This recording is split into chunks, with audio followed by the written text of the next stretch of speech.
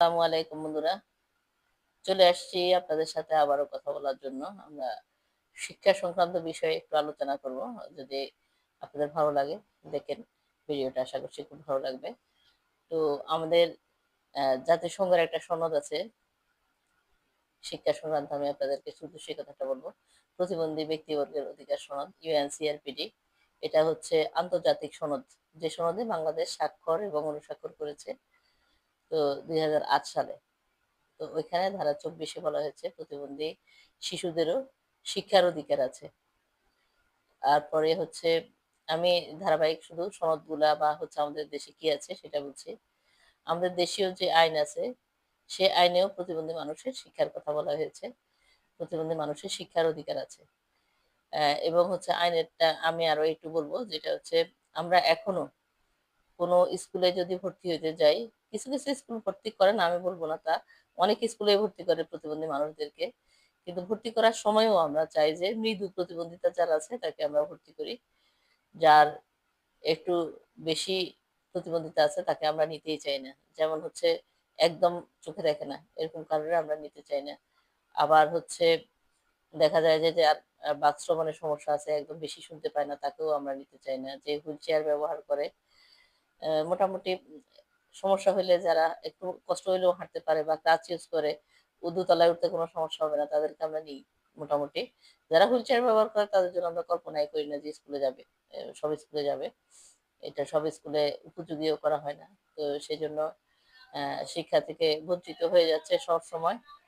আমরা দেখি যে হচ্ছে আমাদের প্রতিবন্ধী সন্তানরা স্কুলে যেতে চাইলে শিক্ষকরা, যদিও কেউ কেউ ভর্তি হয়ে যায়, আমার চোখে দেখাই আমি বলবো, কিছু বছর আগে একটা মেয়ে পায়ে লিখতো, কিন্তু সেই স্কুলে যখন যেত আমরা টিচাররা অন্যভাবে দেখতাম।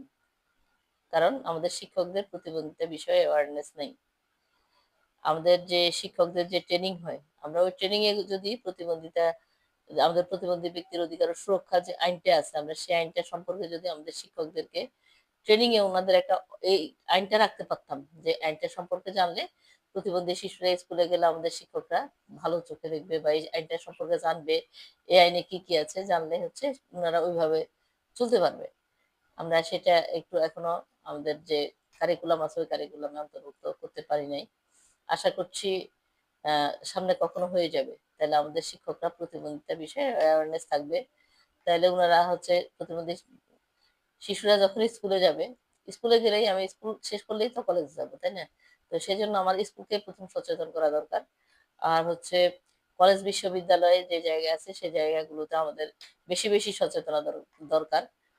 আহ আমরা এখনো কিছু কিছু শিক্ষক আছে যে কলেজ বিশ্ববিদ্যালয়ে পড়ালেখা করান, প্রতিবন্ধী মানুষদেরকে দেখলে আমরা অন্যভাবে দেখি। এটা আমাদের সচেতনতার অভাব। আমাদের শিক্ষকদের প্রশিক্ষণে আমি বলবো আপনারা অবশ্যই অবশ্যই প্রতিবন্ধী ব্যক্তিদের জন্য যে আইনগুলো আছে ওই আইনগুলার একটা সেশন থাকবে, ওনাদের একটা ট্রেনিং থাকবে ওই বিষয়ে, যেন হচ্ছে প্রতিবন্ধী মানুষ দ্বারাই ওনাদেরকে ট্রেনিং দিয়ে অ্যাওয়ার করা হয়, যেন প্রতিবন্ধী মানুষ পারে সেটা ওনারা বুঝুক।